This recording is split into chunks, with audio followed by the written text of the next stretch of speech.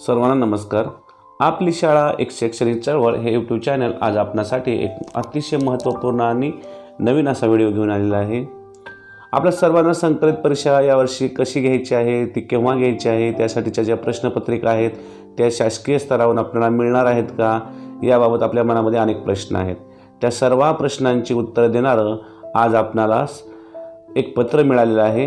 राज्य शैक्षणिक संशोधन व प्रशिक्षण परिषद यांच्याकडून दिनांक 7 मार्च 2024 हे पत्र आहे। त्यानुसार आपल्याला संकलित परीक्षा व 5वी ते 8वीची जी वार्षिक परीक्षा घ्यायची आहे त्याबाबत काही सूचना करण्यात आलेल्या आहेत, तर ते आपण समजून घेऊया। विषय आहे स्टार्स प्रकल्प नियतकालिक मूल्यांकन चाचणी पॅट अंतर्गत संकलित मूल्यमापन व इयत्ता 5वी व 8वी वार्षिक परीक्षा आयोजनाबाबत काय आहे। या संपूर्ण पत्रामध्ये ही परीक्षा आपण कशी घेणार आहोत, त्यासाठीच्या आपल्याला काही प्रश्नपत्रिका मिळणार आहेत का, ती परीक्षा केव्हा घ्यायची आहे, याबाबत सविस्तर माहिती आज आपण या पत्रामध्ये पाहणार आहोत। काही संदर्भ दिलेले आहेत ते आपण वाचन करायचे आहेत। वरील विषयानवे संदर्भ क्रमांक 2 नुसार स्टार प्रकल्पामधील SIG2 improved learning assignment system 2.2 अंतर्गत सन 2023-24 या शैक्षणिक वर्षात इयत्ता 3री ते 8वीच्या विद्यार्थ्यांसाठी नियतकालिक मूल्यांकन चाचणीचे म्हणजेच पॅट आयोजन करण्यास मान्यता देण्यात आलेली आहे। यानुसार 2023-24 शैक्षणिक वर्षात पायाभूत चाचणी, संकलित मूल्यमापन 1, संकलित मूल्यमापन 2 अशा 3 नियतकालिक चाचण्या एकूण 10 माध्यमामध्ये घेण्याचे नियोजन करण्यात आलेले आहे। प्रथम भाषा, गणित, तृतीय भाषा या 3 विषयाच्या इयत्ता 3री ते 8वीच्या विद्यार्थ्यांसाठी संकलित मूल्यमापन 2 म्हणून सदर चाचणीचे आयोजन करण्यात येणार आहे। बघा, आपण यापूर्वी पायाभूत चाचणी घेतलेली आहे, त्यानंतर संकलित मूल्यमापन 1 देखील आपण घेतलेली आहे आणि आता आपल्याला संकलित मूल्यमापन 2 हे घ्यायचे आहे। ते आपल्याला 3री ते 8वी या वर्गांची घ्यायची आहे। त्यासाठी विषय प्रथम भाषा, गणित आणि तृतीय भाषा म्हणजे इंग्रजी असे असणार आहेत। या अनुसरून राज्यातील इयत्ता 3री ते 8वीच्या शासकीय व स्थानिक स्वराज्य संस्थेच्या विद्यानिकेतन, सराव पाठशाळा, समाज कल्याण विभाग शासकीय, आदिवासी विकास शासकीय, जिल्हा परिषद, मनपा, नपा, नप, शासकीय सैनिक शाळा, कटक मंडळ, एकलव्य मॉडेल रेसिडेन्शियल स्कूल या शाळेमधील विद्यार्थ्यांच्या व खाजगी अनुदानित शाळांमधील विद्यार्थ्यांना संकलित मूल्यमापनाचे आयोजन केव्हा करायचे आहे 2 ते 4 एप्रिल 2024 या कालावधीत घेण्यात येणार आहे।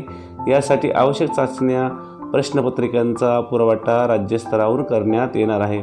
म्हणजे या ठिकाणी आपल्याला असं समजतं की सर्व ज्या शासकीय असतील, अनुदानित शाळा असतील या सर्वांची इयत्ता 3री ते 8वीची परीक्षा आपल्याला घ्यायची आहे।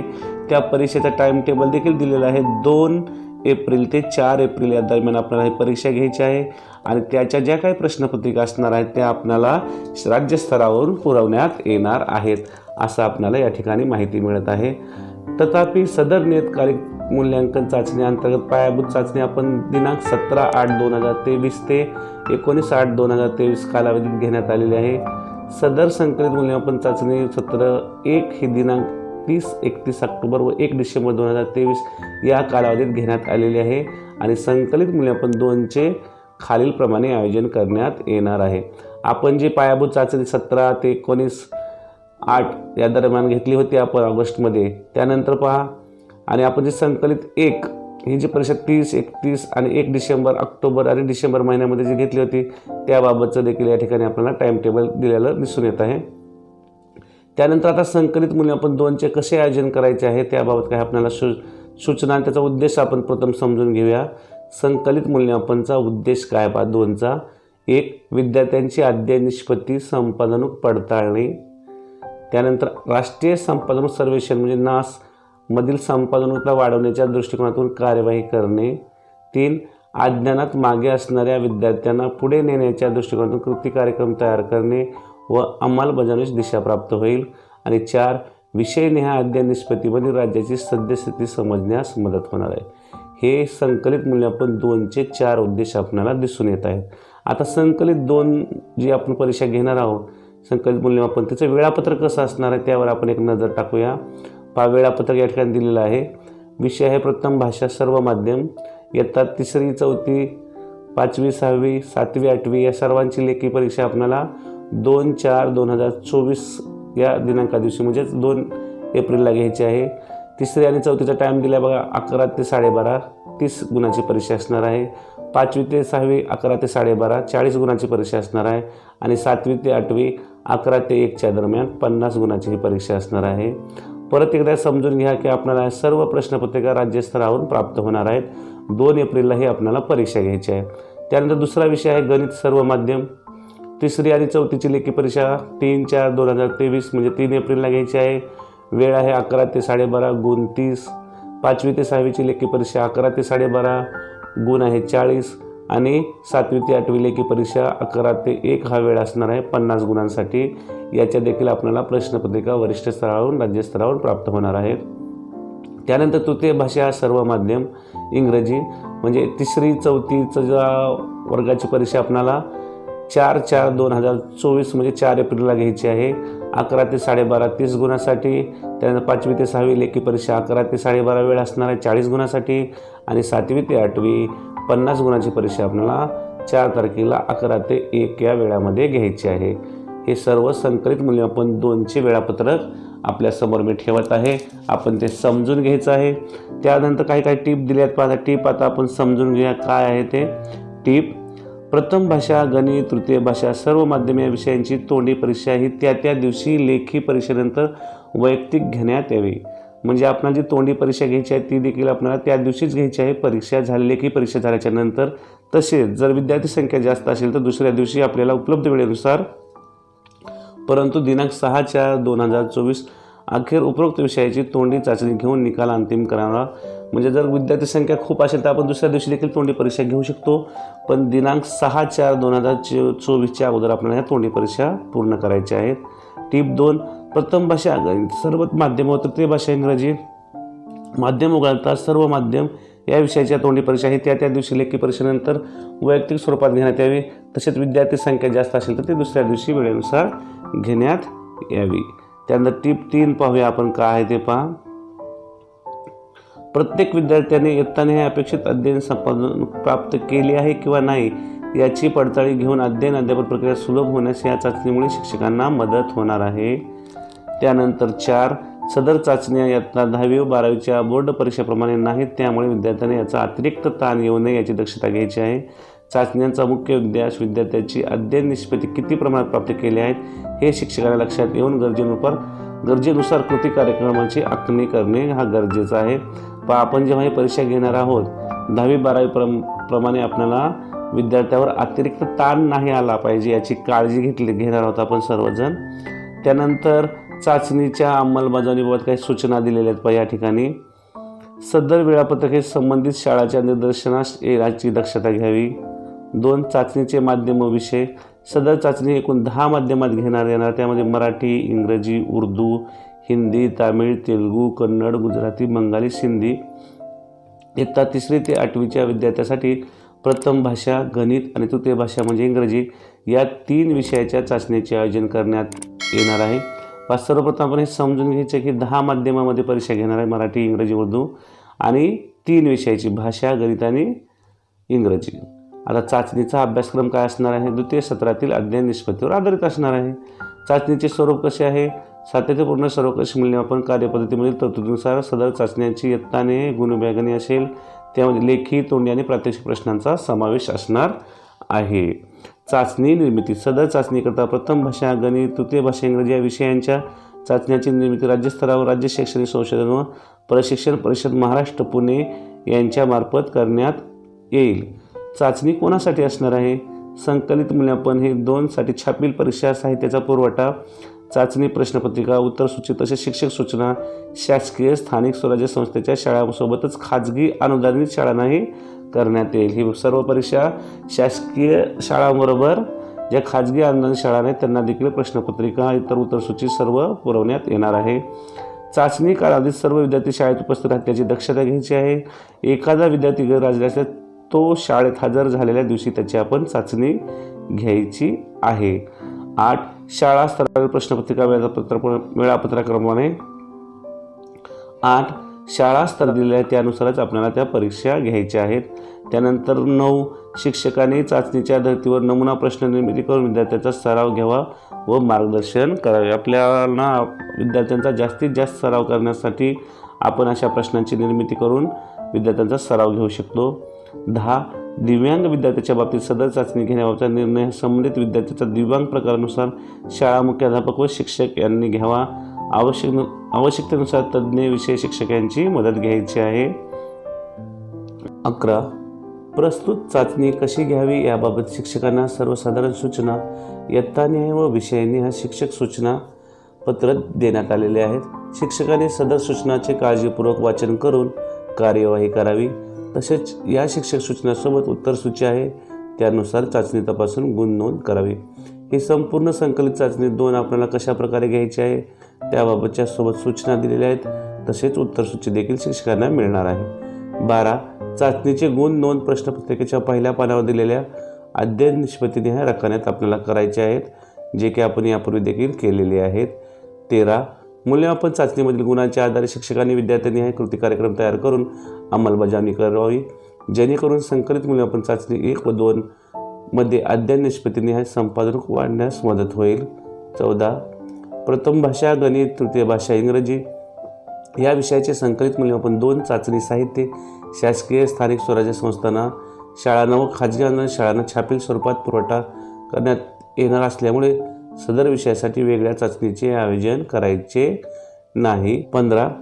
तसेच संदर्भ क्रमांक 4 अन्वये शासन निर्णय राज्य मंडळाचा अभ्यासक्रम राबवणाऱ्या सर्व व्यवस्थापनाच्या शाळांसाठी लागू आहे.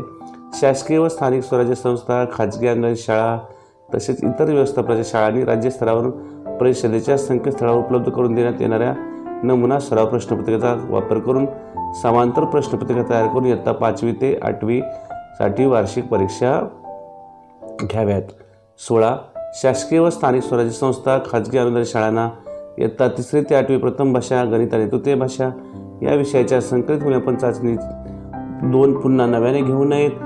या चाचणीची गुण नोंद सातत्यपूर्ण सर्वकष मूल्यमापन नोंदवहीत घेण्यात यावी.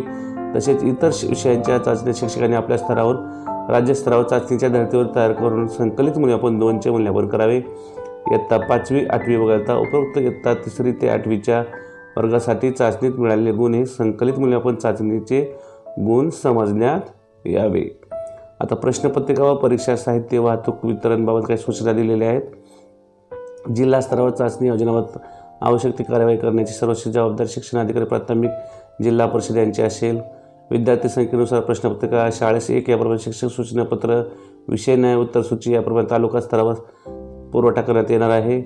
तालुका स्तरावर परीक्षा साहित्य सुरक्षित ठेवण्यासाठी सुरक्षित व स्वतंत्र खोली गट शिक्षणाधिकारी यांच्या ताब्यात घ्यावी. या प्राप्त प्रश्नपत्रिका ठेवाव्यात. प्रश्नपत्रिका फाटणार नाहीत किंवा भिजणार नाहीत त्याची दक्षता घ्यावी. 4. तालुका स्तरावर साहित्य प्राप्त होता संबंधित गट शिक्षणाधिकारी व प्रशासन अधिकारी यांनी केंद्र स्तरावर शाळा स्तरावर वेळेत पोहोचतील याची व्यवस्था करावी.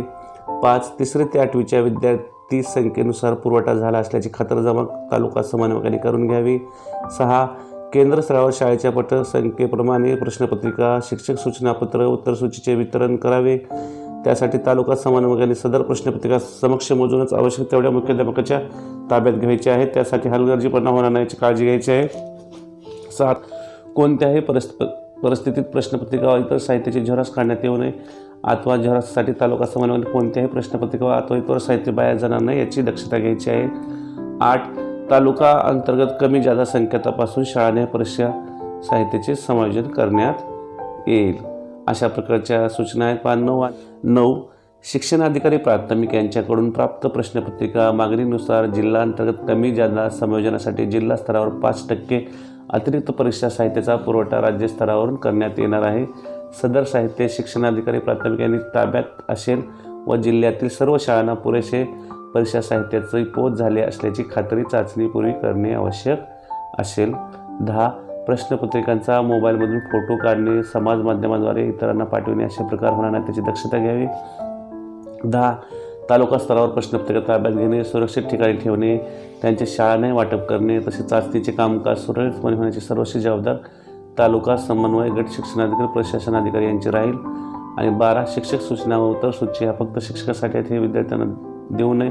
विद्यार्थ्यांना फक्त प्रश्नपत्रिका देण्यात याव्यात. चाचणी कालावधीत करावयाच्या शाळा भेटीबाबत काही सूचना दिलेल्या आहेत. पहा, जिल्ह्यातील सर्व अधिकाऱ्यांच्या शाळाने भेटीचे दिनांक सहित नियोजन प्राचार्य, जिल्हा शिक्षण व प्रशिक्षण संस्था, शिक्षणाधिकारी प्राथमिक माध्यमिक यांनी एकत्रितरित्या बैठक घेऊन करावे. 2. जिल्हा स्तरावर केलेले नियोजन संबंधित तालुक्यांना कळवावे. प्रत्येक तालुक्यांनी जिल्हा स्तरावरील अधिकाऱ्यांनी दिलेल्या भेटीची शाळा वगळून उर्वरित शाळांसाठी शिक्षण विस्तार अधिकारी, केंद्र प्रमुख, विशेष साधन व्यक्ती, विशेष तज्ज्ञ यांच्या भेटीचे नियोजन करावे. उपरोक्त नियोजनानुसार दिलेल्या वेळात सर्व वर्गाची चाचणी होईल याप्रमाणे कारवाई करण्याची जबाबदारी शाळा मुख्याध्यापकांची असेल. दिलेल्या दिवशी शाळेच्या वेळेत चाचणीचे आयोजन करण्यात यावे.